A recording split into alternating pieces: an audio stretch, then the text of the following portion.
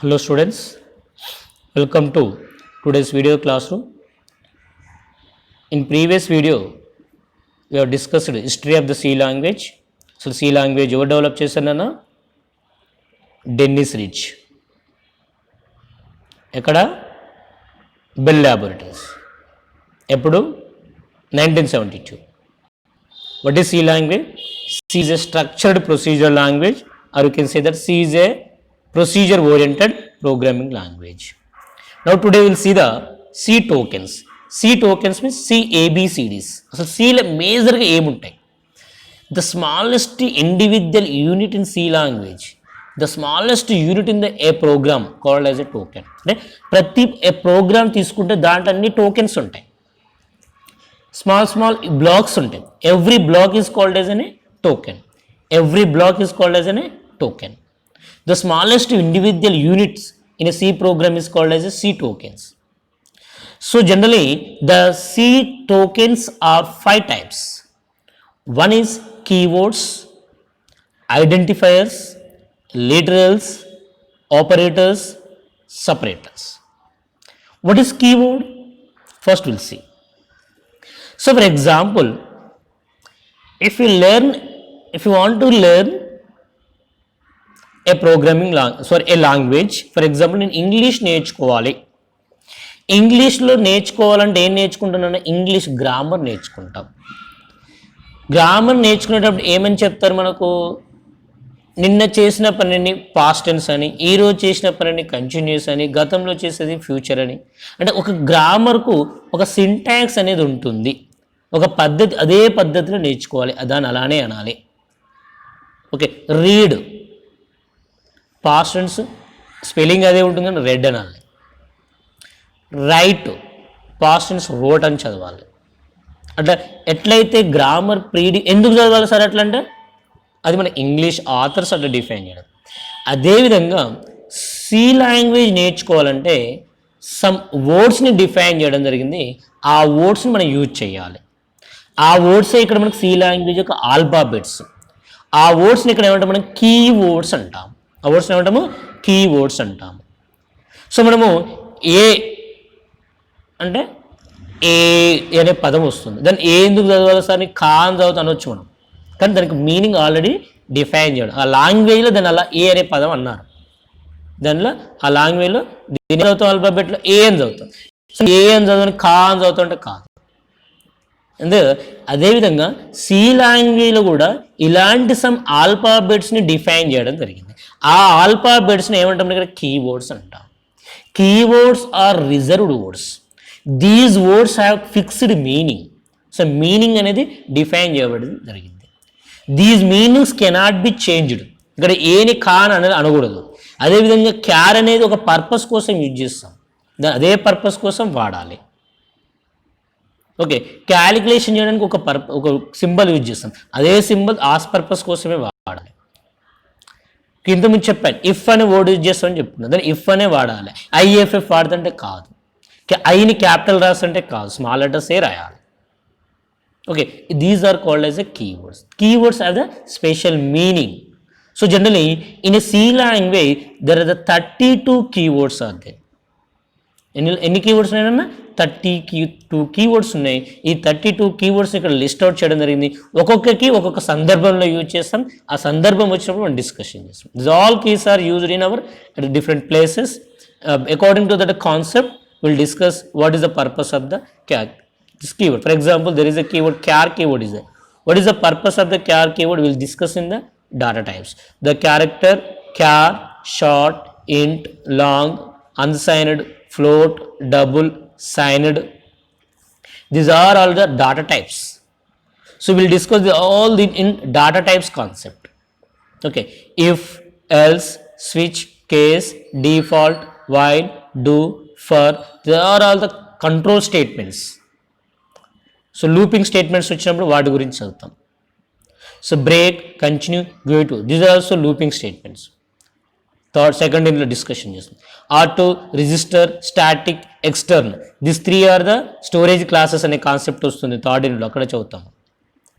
Void return data టైప్లో వస్తుంది ఇది కూడా. Struct, union, enum, data type def. This 4 will discuss in the 4th unit. ఇక్కడ const, for, near ఈ 3 words మాత్రమే ఇక్కడ మనకు రావు. రిమైనింగ్ 20ని రిటర్న్ కూడా ఫంక్షన్లో యూజ్ చేస్తాం, థర్డ్ యూనిట్లో డిస్కషన్ చేస్తాం మనం. సో ఈ out of 32 only this 3 keywords మాత్రమే ఎక్కడ కూడా మనం యూజ్ చేయము, ఇక్కడ మనకున్న సిలబస్లో ఎక్కడ కూడా యూజ్ చేయము. సో రిమైనింగ్ 29 కీవర్డ్స్ ఏదో ఒక కాన్సెప్ట్లో వస్తుంది, అక్కడ మనం డిస్కషన్ చేస్తాం. Next identifiers. సో మీరు ఆల్రెడీ డిఫైన్ చేసినటువంటి వేరియబుల్స్ మనం ఫర్ ఎగ్జాంపుల్ ఇంతకుముందుకు నెంబర్ 1, నెంబర్ 2 అన్నాం. ఆ నెంబర్ 1, నెంబర్ 2 ఏంటి? Identifiers. Identifiers names. Identifiers are the names given to the variables. మన వేరియబుల్స్కి నేమ్స్ ఇచ్చుకుంటాం, ఆ నేమ్స్ అంటాం ఐడెంటిఫైయర్స్ అంటాం. ఫంక్షన్స్ కావచ్చు, స్ట్రక్చర్స్ కావచ్చు, నేమ్స్ ఇస్తాం. ఆ నేమ్స్ ఏమంటాం? ఐడెంటిఫైయర్స్ అంటాం. ఓకే, ఈ ఐడెంటిఫైయర్స్ డిఫైన్ చేసేటప్పుడు సమ్ రూల్స్ ఉంటాయి. ఏం సార్ ఆ రూల్ అంటే, ఐడెంటిఫైయర్లో ఆల్ఫాబెట్స్ ఉండొచ్చు, నెంబర్స్ ఉండొచ్చు, అండర్ స్కోర్ ఉంటుంది, కానీ వేరే అదర్ క్యారెక్టర్స్ ఏవి కూడా యూజ్ చేయకూడదు. సో ఫర్ ఎగ్జాంపుల్ చూడండి, రూల్ నెంబర్ R_NO. సో ఈ రెండింటి మధ్యలో వస్తే ఐఫన్. This is hyphen. చూడండి, దిస్ ఈజ్ అండర్ స్కోర్. మధ్య వస్తే ఐఫన్ అంటాం. ఈ ఐఫన్స్ యూజ్ చేయొద్దు, అండర్ స్కోర్ యూజ్ చేయొచ్చు. Okay, so that is under score. Next first letter మాత్రం ఆల్ఫాబెట్టే ఉండాలి. The first character must be alphabet only. No comma or blanks are allowed with in the variable name or a identifier name. And these 32 keywords cannot be used as a identifier. ఆ 32 keywordsని ఐడెంటిఫైయర్గా use చేయొచ్చు. So this is one of the token we have to remember. C language ప్రోగ్రామ్లో ఏమొస్తాయినా identifiers వస్తాయి. Mostly మనం use చేస్తాము variables అంటామండి. అంటే ఏదైనా ప్రోగ్రామ్ నుంచి ఫర్ ఎగ్జాంపుల్ 2 నెంబర్స్ని యాడ్ చేయాలి అంటే 2 నెంబర్స్ని ఎక్కడ చేస్తాము? ఫస్ట్ మనం you say that first number is A, second number is B అంటాము. రెండింటిని యాడ్ చేసిన వచ్చిన రిజల్ట్ ఏమనుకుంటాం? సి అంటాం. A, B, C are called as a variables. కానీ ఏ బదులు ఏమైనా ఇచ్చి మనం రమేష్ అని ఇచ్చుకోవచ్చు, లేదా నెంబర్ 1, నెంబర్ 2, సమ్ అని కూడా ఇవ్వచ్చు. ఓకే, మీనింగ్ఫుల్గా ఉండేటటువంటి variables, these are called as identifiers. Next is the literals. Literals are the digits or alphabets. Literals are the digits and alphabets to define a constant values to be stored in the variables. ఇప్పుడు ఏమని చెప్తున్నాను కూడా, variable ఏ అని ఇస్తాం లేదా variable B అని ఇస్తాం. అంటే ఏలో ఏముంటాయి? ఒక వాల్యూ ఉంటుంది. ఏ వాల్యూ అది? 10. బి అంటే ఏంది? ఒక వాల్యూ ఉంటుంది. ఏంది ఆ వాల్యూ? 20 అనుకుందాం. సో ఇక్కడ 10లో ఏమున్నది? ఒక 1 ఉంది, 0 ఉంది.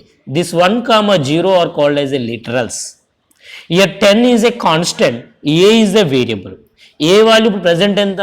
10. తర్వాత ఎంత ఇచ్చుకోవచ్చు? ఏ వాల్యూ? 15 ఇవ్వచ్చు.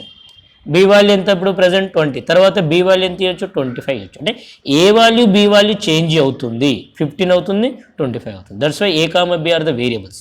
But 10 is the constant, 15 is the constant. ఇక 10ని 15 అని చదవట్లేం, 10 తీసేసి 15 ఇస్తున్నాం, 20 తీసేసి 25 ఇస్తాను.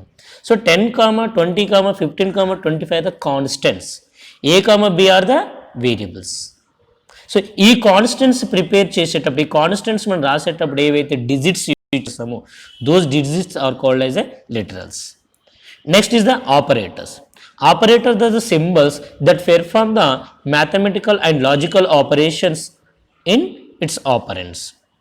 అంటే మనం ఇంతకుముందు రాసాం ఒక దగ్గర, sum is equal to number 1 plus number 2, n1 n2 sum, these are the variables. Plus is equal, both are the operator, these are the symbols. ఈ సింబల్స్ యూజ్ చేస్తుంటాం ప్రోగ్రామింగ్ లాంగ్వేజ్లో. Last separators. సో బ్లాక్స్ ఉంటాయి, ఆ బ్లాక్స్ని divide చేయడానికి మనము separators use చేస్తాం. మోస్ట్గా యూజ్ చేసే సపరేటర్స్ ఏంటంటే opening brace, closing brace or semicolons. ఇది remind that every C language program ends with semicolon. ప్రతి ఒక ప్రోగ్రామ్ రాసిన స్టేట్మెంట్ అంటే దానికి ఎండింగ్లో semicolon. That is a separate the lines, 2 లైన్స్ని సపరేట్ చేయడానికి సెమీకోలన్ వాడతాం. నెక్స్ట్ దీన్ని పారాంథసిస్ అంటాము. ఈ పారాంథసిస్ ఎక్కడ ఉంటాయంటే ఫంక్షన్ డెఫినేషన్ పక్కన ఉంటాయి. Parenthesis are defined after function definition. ఇవి బ్లాక్స్ పక్కన ఉంటాయి. ఓకే, కామా ఉంటుంది, ఓకే, సెమీకోలన్ ఉంటుంది. These all are the some separator. These are the tokens. These tokens are used in a programming language, C language programming language. So, okay students, these are the C tokens. The next class will enter into a concept called as a data types. This is the most important concept. So, don't discuss about the constants. We will discuss later. Okay students.